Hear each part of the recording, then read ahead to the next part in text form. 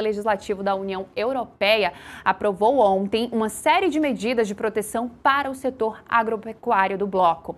O pacote foi aprovado na sequência de uma época de discussões em torno do acordo comercial entre o Mercosul e a União Europeia. A proposta sancionada não é original, que foi apresentada em setembro pela Comissão Europeia. Essa é mais rígida e permite a suspensão temporária de benefícios tarifários do Mercosul. Caso o bloco europeu entenda que seja uma medida necessária para proteger setores do agro lá na Europa. Vamos entender um pouco mais sobre esse assunto com a professora de Relações Internacionais da Unifesp, a Regiane Bressan. Regiane, bom dia para você, muito obrigada por nos atender, seja bem-vinda aqui ao Acorda Metrópolis. Eu já começo perguntando qual é a importância dessas medidas que foram aprovadas pelo Parlamento Europeu para o setor agropecuário lá da União Europeia e como isso pode afetar aí países do Mercosul e o que de fato muda na prática essa medida que foi anunciada ontem. Bom dia, Marília, bom dia a todos que nos assistem. Realmente as medidas pegaram o setor do agronegócio de surpresa aqui no Brasil. Por quê? O acordo ele é muito vantajoso para as matérias-primas, commodities, setor agropecuário brasileiro e do Mercosul, e justamente os europeus, sobretudo franceses, poloneses, temem a concorrência, sobretudo brasileira. Assim, para que o acordo avançasse rumo à sua ratificação, que pode acontecer no dia de amanhã, 18 de dezembro, o Parlamento Europeu optou por aumentar as salvaguardas, ou seja, eles vão fazer um controle maior sobre os impactos que o comércio entre os dois blocos afeta, né, os impactos que afetam o setor da agricultura na União Europeia. A gente tem que se recordar que a política agrícola comum ela é histórica e ela é muito forte no continente europeu, ou seja, por muitos anos ela foi responsável por utilizar e empenhar a maior parte dos recursos da União Europeia.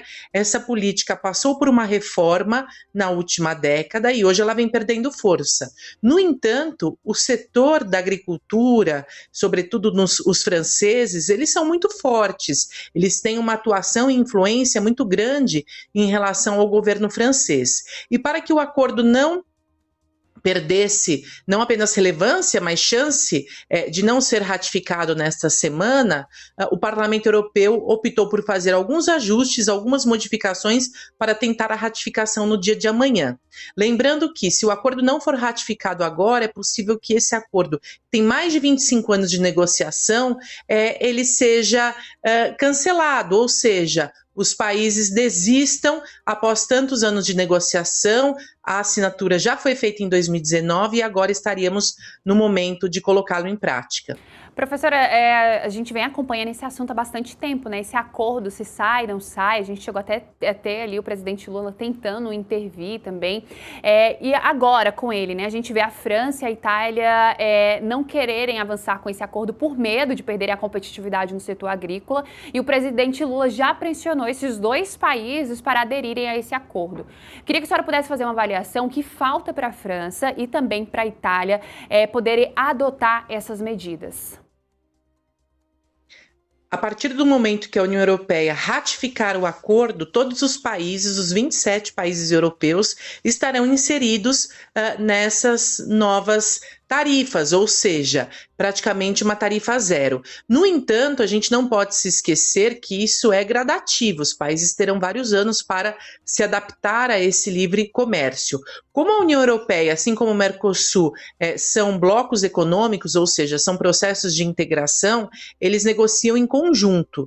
Então, o esforço do presidente Lula foi justamente convencer França e demais países para que eles ratifiquem, ou seja, votem a favor da ratificação do acordo nas instâncias europeias. O Parlamento Europeu votou no dia de ontem, 16 de dezembro, e o Conselho Europeu vai decidir finalmente no dia 18 de dezembro. Depois disso, o acordo é finalmente ratificado em Foz do Iguaçu no dia 20 de dezembro, ou seja, no próximo sábado. Então, são várias etapas porque envolve muitos países, são 5 países do lado de cá e 27 do lado de lá.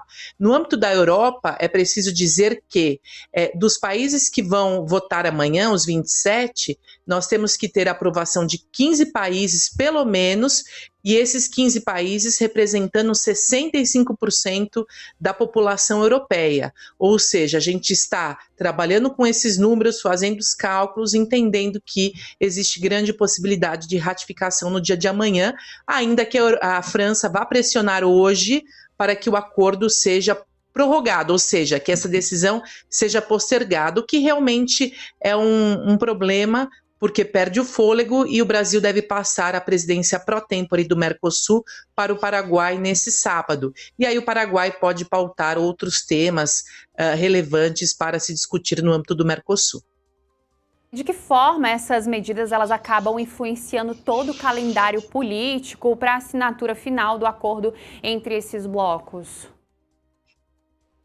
Bom, como eu estava dizendo, nós temos esse calendário de votações na União Europeia e no Mercosul, ou seja, acontecem tudo na mesma semana, e é importante dizer que no âmbito do Mercosul, os países devem ir a Foz do Iguaçu fazer a ratificação juntos. O Mercosul trabalha por unanimidade, ou seja, todas as decisões elas precisam ser aprovadas por todos os membros originários, Argentina, Brasil, Uruguai, Paraguai, mais a Bolívia, que é um país que está no processo de adesão, de ingresso às regras do Mercosul.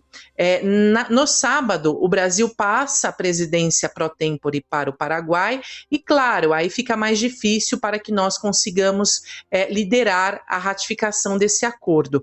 Lembrando que ele foi escolhido para ser ratificado em Foz do Iguaçu porque facilita o deslocamento, a presença tanto de Javier Milei, que é bastante cético em relação à integração, ainda que sua base econômica apoie o acordo, e também para o Paraguai, que faz fronteira com Brasil e Argentina nesse local.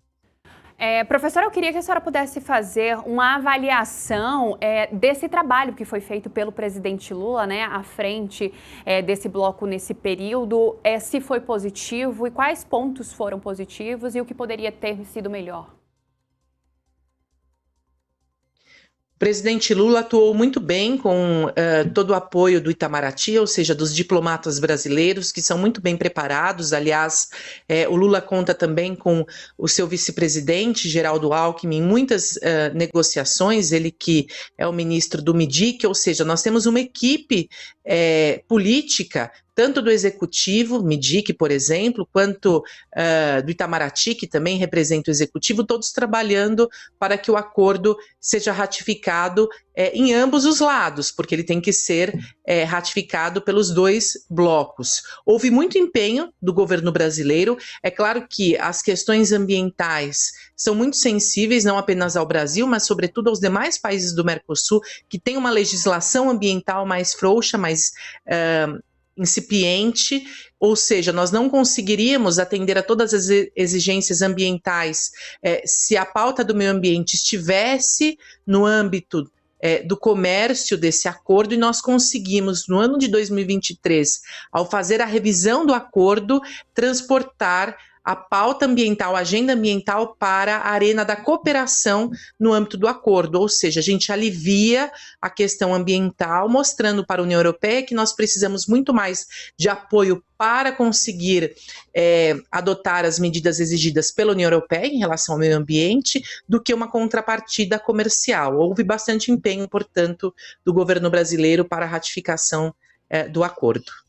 E, professora, quais os desafios agora para essa próxima presidência, com esse acordo aí, né, já praticamente feito? Como é que vai funcionar essa próxima presidência?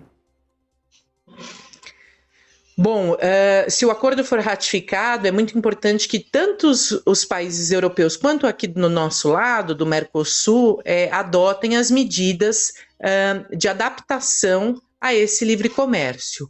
Ou seja, fazer um controle bastante amplo dos impactos, tanto da área do agronegócio, lembrando que agora nós temos as salvaguardas, que não era esperada por nós, e também os impactos em relação à indústria. Ainda que a indústria esteja apoiando de maneira geral o acordo, nós temos que lembrar que para a União Europeia interessa muito esse segmento. Assim, É importante que a indústria também faça um controle, lembrando que ela pode ser muito favorecida com a importação de novas tecnologias e métodos de produção. É isso, né, professora? A gente ainda tem muito assunto, né? Esse finalzinho de ano bem apertado, mas com muita coisa. Esse final de semana mesmo a gente já vai ter assunto, já entrando na semana do Natal. A gente espera, né, conversar com a senhora em uma próxima oportunidade, com essa mudança também na presidência desse bloco. A gente conversou com Regiane Bressan, professora de Relações Internacionais na Unifesp. Professora, muito obrigada por essa aula que a senhora deu aqui pra gente hoje. Boas festas e até a próxima. Marília, fico à disposição, boas festas e até a próxima.